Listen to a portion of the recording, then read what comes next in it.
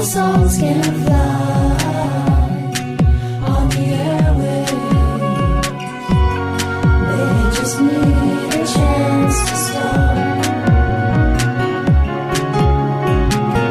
Purple songs can grow and hope and faith and fly from heart to heart.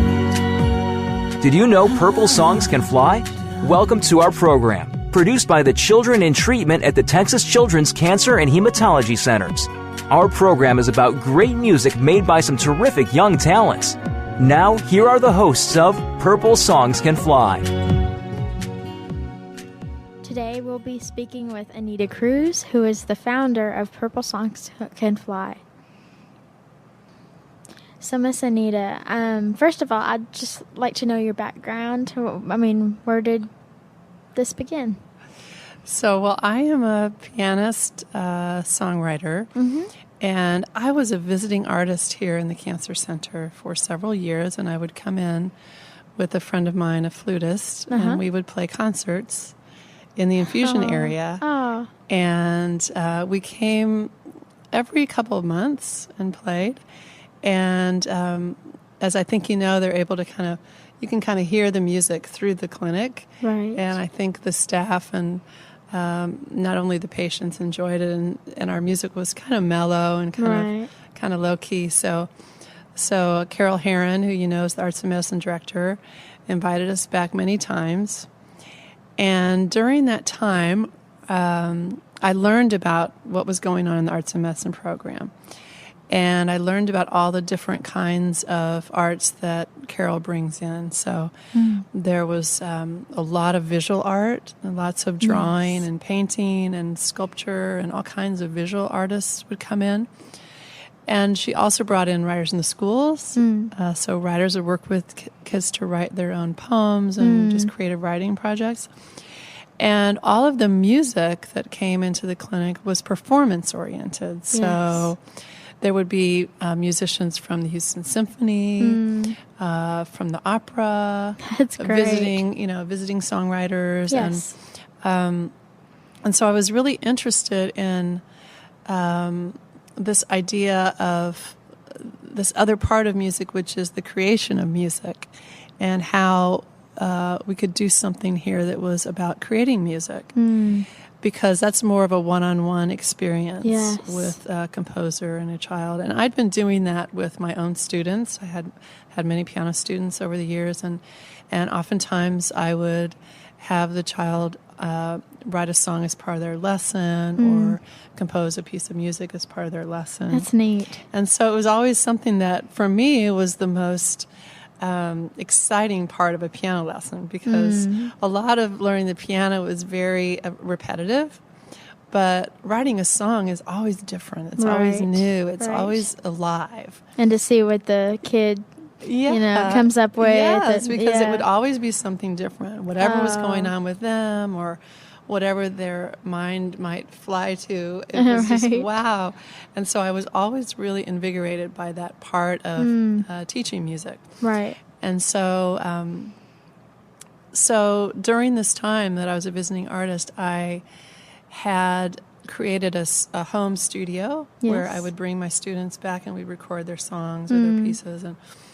And I began to see, wow, I can do this in a very short amount of time. Right. And the idea kind of fell into my brain that I could kind of recreate my own studio, but in this environment. And what would that be like? Right. And so I made the proposal to Carol Heron, and it turned out that no one had ever done it before in a setting like this. Right. And so I certainly didn't know that. I just thought, oh, this would be fun to do. Yes. So that was really the very beginning of the idea. And then I met with Dr. Poplik, the head of the Cancer Center. Right. And he thought that this was something worth pursuing. So that was the beginning. Wow. And I think you, Emily, were one of our early songwriters. And I remember Aaron Kaufman was here. Yes. He had become an intern. You know, I was actually in here for a doctor's appointment. I was waiting in the waiting room, and I saw Aaron walking around with a guitar, asking kids if they'd like to write and record a song. I think a lot of the kids were a little intimidated. It's like, oh, I don't know. And being a former dancer and performer, I jumped at the chance and wrote and recorded my first song, which is Back on Top. And that was so much fun for me to get in front of the microphone, and certainly this Voice America Kids. Yeah. We got you back. Right. Yeah, back performing. Yes. So this song that you wrote, tell me about sort of the inspiration of this song, Back on Top. Back on Top, before I was diagnosed, I was a ballerina, and I actually danced with the Radio City Rockettes in the Christmas Spectacular in 2006 and 2007. And at my studio, I felt very high, I guess, on top, and I felt I could get used to this. This is great. And then whenever I was diagnosed with cancer, I mean, all of those, it felt like all those dreams were crashing down. And that's why I was so excited about the Purple Songs Can Fly project, because it enabled me to, kind of get back on top. Yeah. And that was my song. That was my first song. And use your creativity. Yeah. Beautiful. We will end this first segment by a song that I wrote when I was 13, and it's called Back Up on Top. Tied down, fed up. I wanna break free again. I wanna get back up on top.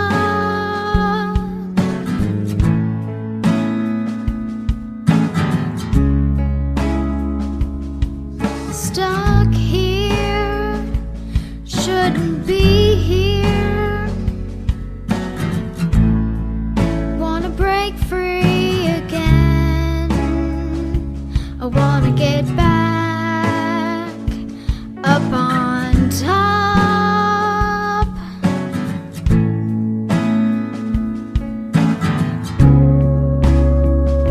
You can't always do what you wanted to do. You can't always go where you wanted to go. You can't always stay where you wanted to stay. But if you feel chained down, don't let it get to you. Don't let it get to you.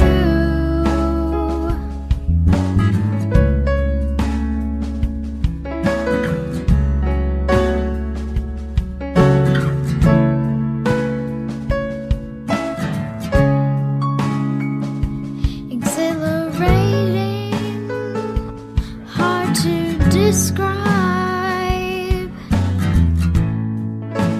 hard to go without it. I wanna get back up on top.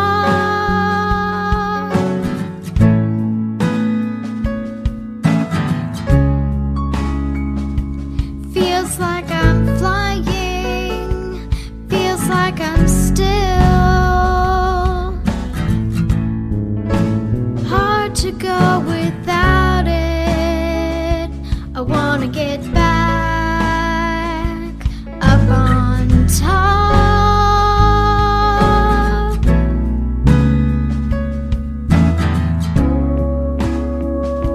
You can't always do what you wanted to do. You can't always go where you wanted to go.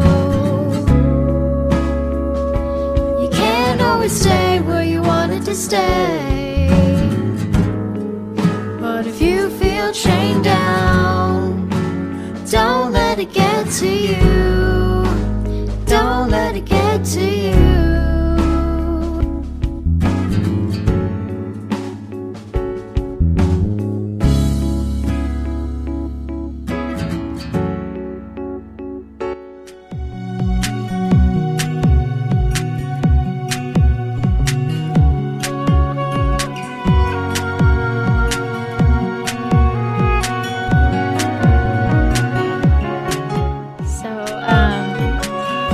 When I was 4 years old, I started dancing. When I started walking, I walked on my tiptoes, and my mother took it as a sign. It's like, okay, this girl needs some ballet lessons. So initially, I started dancing ballet. It was my passion.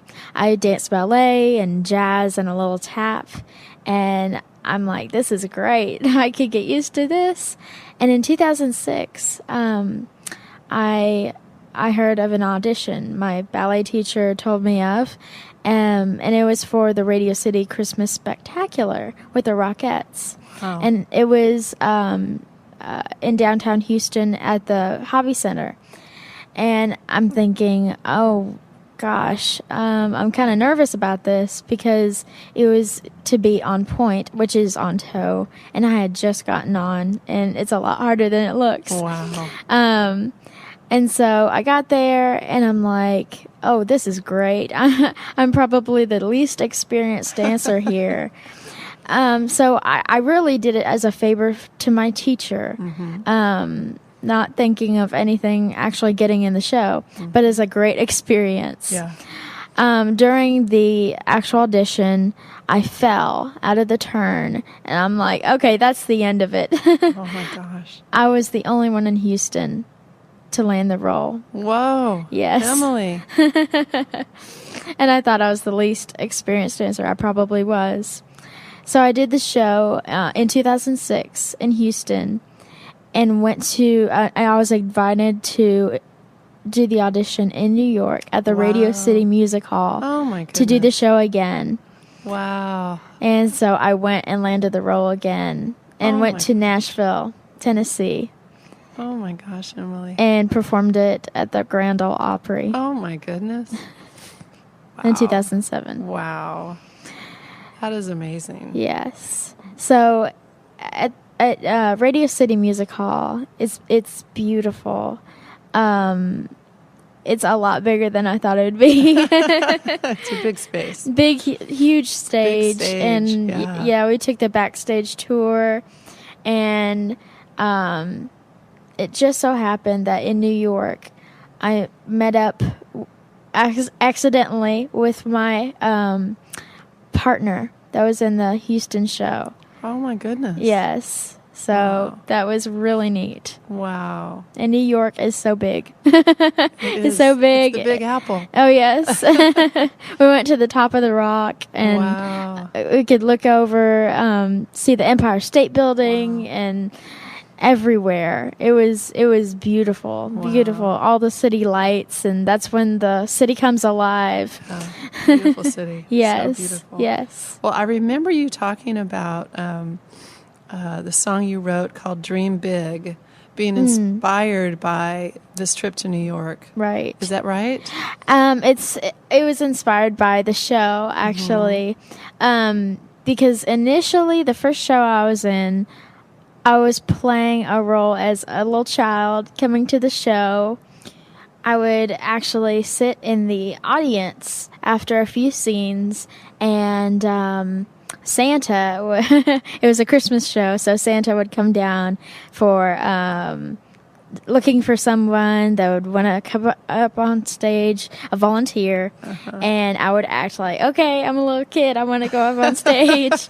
And he took me up, and all these dancing bears come out, and I'm like, uh-oh, what's happening? They're scary. And I go backstage, and I come out in this gorgeous tutu and point shoes. It's like covered in sequins, and I start dancing with a bear, and I mean that was so much fun for me. And so after that show, I went up to New York again for the audition, and I was at Radio City Music Hall. I landed the role again and went to Nashville, Tennessee, and danced at the Grand Ole Opry. And same kind of show, a little different here and there. I was in more scenes, and it was so much fun for me. That's beautiful. Well, I know you wrote the song "Dream Big," inspired by that. Yes. So, do you remember? This is a song that Aaron helped you write too, right? Yes. In the show, once I go up on stage, Santa closes my eyes and he says, "Okay, dream big." And the curtain comes up and all the lights come on, and that's when the dancing bears come out. And so remembering that's what I wrote about. And that's the story. That's great. We will end this next segment by another song that I wrote, and it's called Dream Big. And I was 14.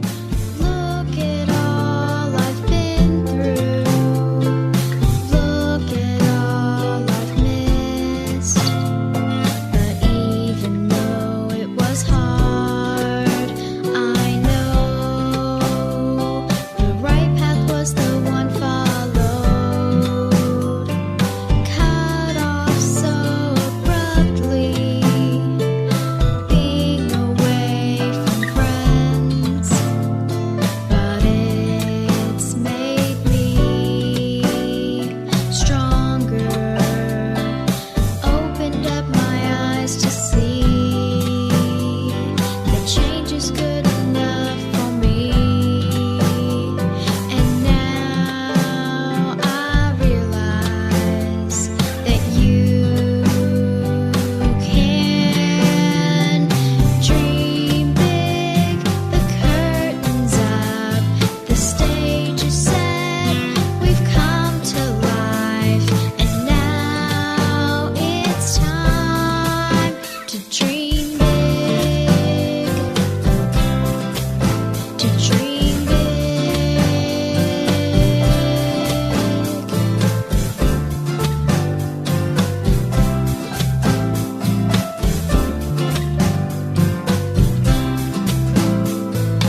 Look and you will find blessings in disguise. And with God on my side, there's nothing that I can't fight. As long as it's in His plan, you'll see that change is good. 'Cause I never would have met the people that I have met, or been the places that I've been. And now I realize that you can dream big. The curtains up, the stage is set. We've come to life, and now it's time to dream big. To dream big. To dream big. To dream big.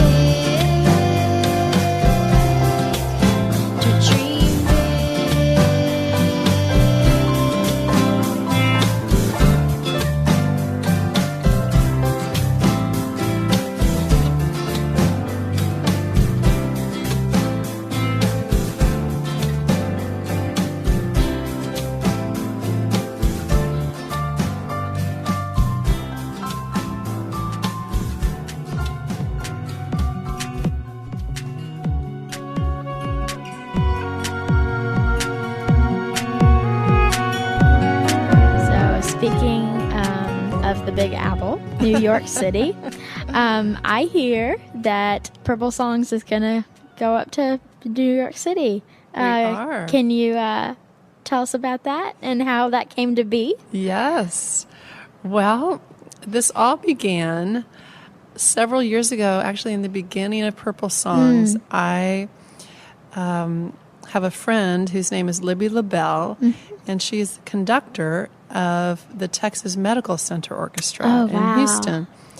And when I first started Purple Songs and I was telling her about it, we talked about this idea of possibly orchestrating some Purple Songs and doing something on one of her concerts. And so this idea had kind of been floating around for a long time. And we've just been really busy and, haven't ever done it. But we did a song as a group that you were part of, the Zap Boom Bang. Yes, I remember and that. I think I sent her that video, and she wrote me and said, Anita, we need to talk. Oh. And so we talked on the phone, and she told me that the Texas Medical Center Orchestra was planning to go to Carnegie Hall in May, and that she thought this was the perfect opportunity for us to do something with the orchestra. Yes. And so we talked about what that would be, and I thought, we could orchestrate an existing song, or we could make a whole new special song just for this concert. And they already knew that the concert was going to be all about the celebration of hope. And so I thought, wow, wouldn't it be great if we wrote a song, Celebration of Hope? Right. So, as you know, I gathered several of the children who'd already written Purple Songs, and you're one of them, and Zachary, and Layla, and Rhett, and Morgan, and Mary Jo, and her sister Rachel. We all got together and we wrote lyrics. Yes. And just beautiful, beautiful words about the whole idea of hope. And so I kind of compiled them and kind of made a finished lyric using all of your words. And Aaron Kaufman and Tricia Fox, who are also songwriters of Purple Songs, and I, we wrote the music to go with the words. And then we asked Todd Frazier, who's a great composer, to orchestrate it. Yes. And so the arrangement is for the five of you, Emily, Zachary, Layla, Morgan, and Rhett, and you all have speaking parts that are beautiful. And then the Texas Medical Center Orchestra, it's full orchestration for full orchestra. No. And then also the Kip Sharp Singers, which is a group of 3rd and 4th graders from a school here in Houston. So we're all going to perform the song at Carnegie Hall this week. so excited. I know. I think Yes. we're all really excited. And I want to congratulate you on the beautiful performance that we did at the Wortham Thank you. last weekend. It was that was really very fun. beautiful. How neat was that when everyone stood up? Yes. Wasn't that great? Yeah. No surprise. No surprise. Really, really beautiful. Yes. So I think we're all excited, and I'm hoping for good weather. Yes. Because we're staying close by and we can just walk to Carnegie Hall. I think it'll be really nice. And are there things that you want to do there? Do you want to go back and see Radio City? I don't know. Just playing it by ear? I think it'd be cool to maybe go to the to Central Park or go to the Hershey store. All right. Yeah, maybe to Toys R Us. I don't know. We'll see. We'll play it by ear. Yes. I know we have a rehearsal. Yes. And we have a concert, but we have some free time, so all right. it'll be nice. Yes. Yeah. Well, we'll end up talking more about our trip when we get back. I know we'll have Definitely. We'll probably do a whole radio So show. stay on tuned. We will end this next segment with a song by McKenna. It's called New York City, and she was 14 when she wrote it. Walking in New York City, got my shades and skinny jeans, past the subway and the cabs, I'll see as much as I can. Oh, stars walking down the street, hidden by paparazzi, walking through Central Park, frozen hot chocolate after dark. Oh, goodbye southern heat, hello New York City streets, sell my ticket, I'm staying here, have the time of my life, my dear. Oh,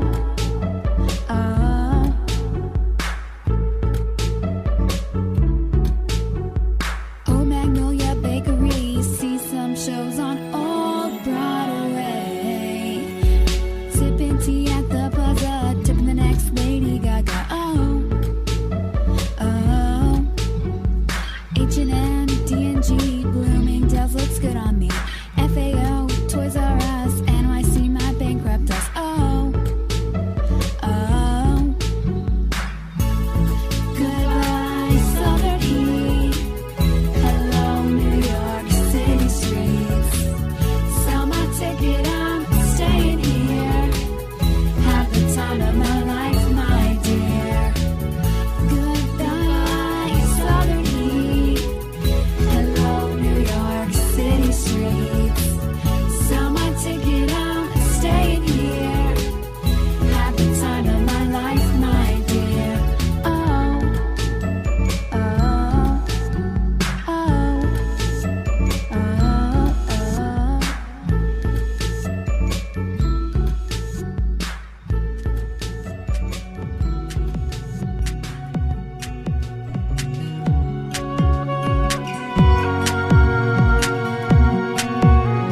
So I understand that the Purple Song Studio is going through some renovations. Can you tell us about that?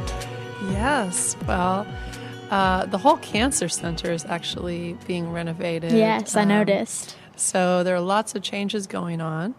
And it just turns out that our original studio was in a space that was originally designed to be little phone booths. Oh. And then phones were not really used anymore. Right. And so we were able to convert the space into a recording studio.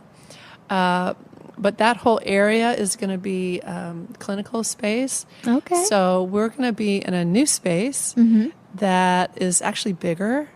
And so I think it'll be much more comfortable for everyone. I know it was always really tiny in our little studio. So not only comfortable, but they're gonna soundproof the whole space. Oh, So, wow.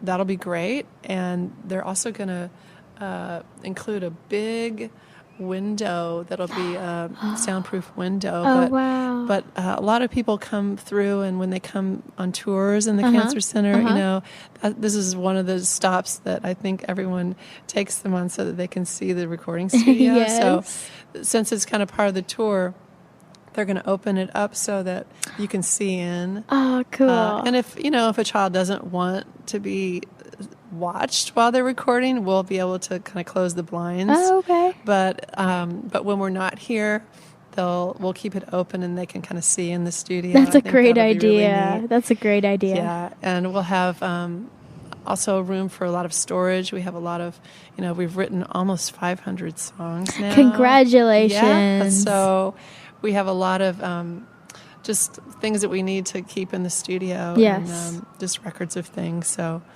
I think we're all excited. It's going to be, of course, purple. Really? No No surprise. way. No way. How did you come up with that? And in fact, I was meeting with the architect designers, and Yes. and I was saying, well, you could even, because they're going to build in sort of built-in cabinets, and he was showing me different possibilities Yes. for the cabinets, and I said, well, I've seen some of this purple laminate in different places in the hospital. And he goes, Anita, I think maybe you've got enough purple in there. We can make those cabinets white. Oh, come on. Oh, come on. So actually they'll be white, but it'll be beautiful. Yes. And, all the purple they use, there's a lot of purple in the hospital. So it'll fit right in. Yes. fit I right in. agree. And we've kind of redesigned our logo a little bit in the last year. Really? And so we're going to have remember how we had the neon sign above the door? Yes. It'll be a little bit different, but it'll still be neon. Okay. And we'll also, I think we're going to have a recording sign. So when someone's in recording, there'll be a light on. It can light up? Yeah. Cool. So it'll be kind of neat. So I Yeah. think we're all excited about that. Yes. Well, congratulations again. Thank you, Emily. Yes. I'm looking forward to writing some songs in there with you. Yes. So, Anita, tell us a little bit more. Like in the hospital, I think you mentioned that you had a portable studio. Could you Sure. tell us about that? Yeah. Well, the original idea of Purple Songs, was was a permanent studio, but before we were able to have the permanent studio, because we didn't have a space yet, I made a portable studio that was actually much more cumbersome than what we have now. But the technology has just gotten smaller and smaller and much easier to have in a small little space. Purple little, like a carry-on. It's like a carry-on bag, really.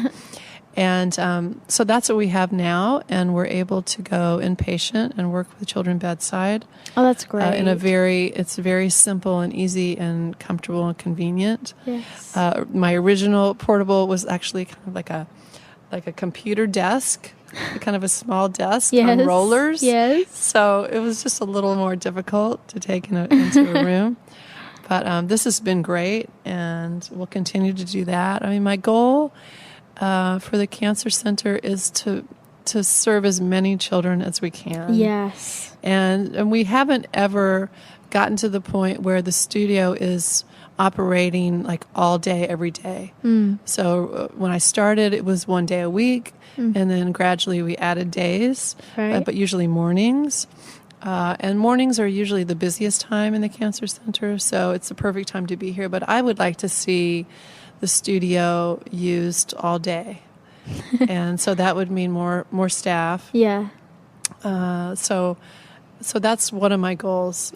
Well, I agree. That'd be great. Yeah, that'd be really great. And this year I have a new assistant who's been helping me, and that's been really great too. So I know about Erin and Trisha. Trisha, and there's Aishan is a wonderful person. She's been helping me just actually find children that want to write. Okay, and that's been very helpful. We've learned a lot about what's the best way to do this. Yes, because not every child wants to write a song, and not every child has time. Right. They might get taken away for a period of time. So we're learning more and more about what's the best way to do this so that it's a positive experience for all the children. I remember Aaron walking around with his guitar, asking children, and so we're looking forward to lots more Purple songs. Yes. Well, congratulations. Thank you, Emily. Well, Anita, I just want to thank you again for coming on the show today, and good to see you. Great to see you, Emily. Thank you. Thank you. We will end this last segment with a song by Zachary. It's the Purple Songs Can Fly theme song, and he was 15.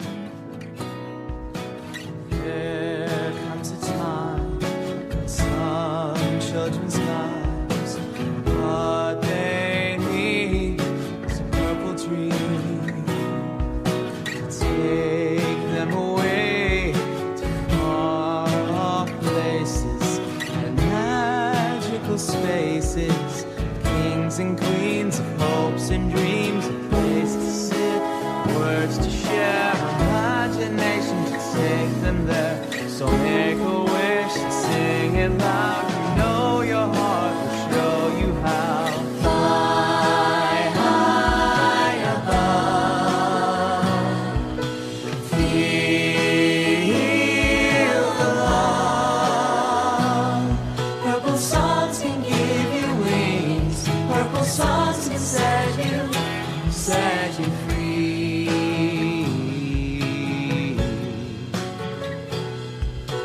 Doctors have found when music's around, it can lift you up when you're feeling down.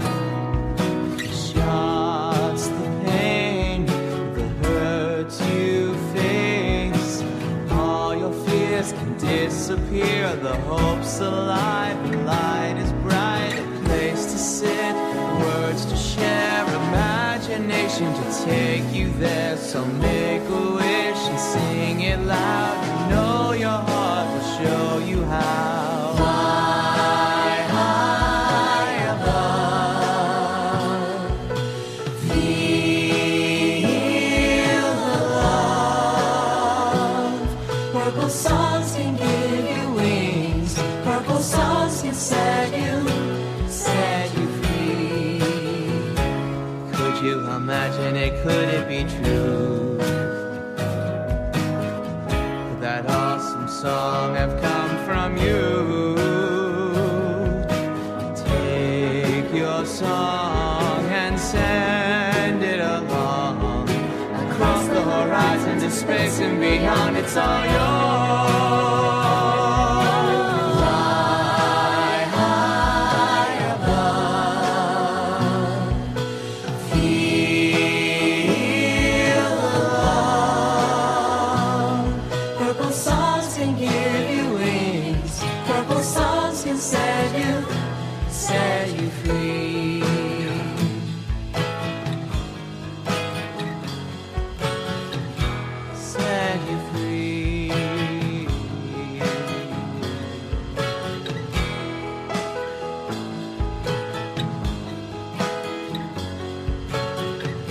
Set you free.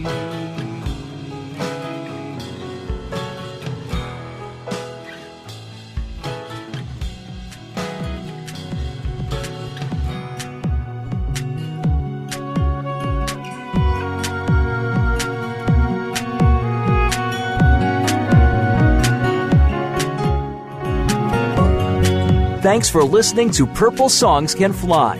We'll see you again next Monday at 6 p.m. Eastern Time, 3 p.m. Pacific Time on the Voice America Kids channel. And remember, for more information about the Purple Songs Can Fly project, visit www.purplesongscanfly.org. We'll be back with more music next week. Purple songs can fly on the airwaves. They just need a chance to start. Purple songs can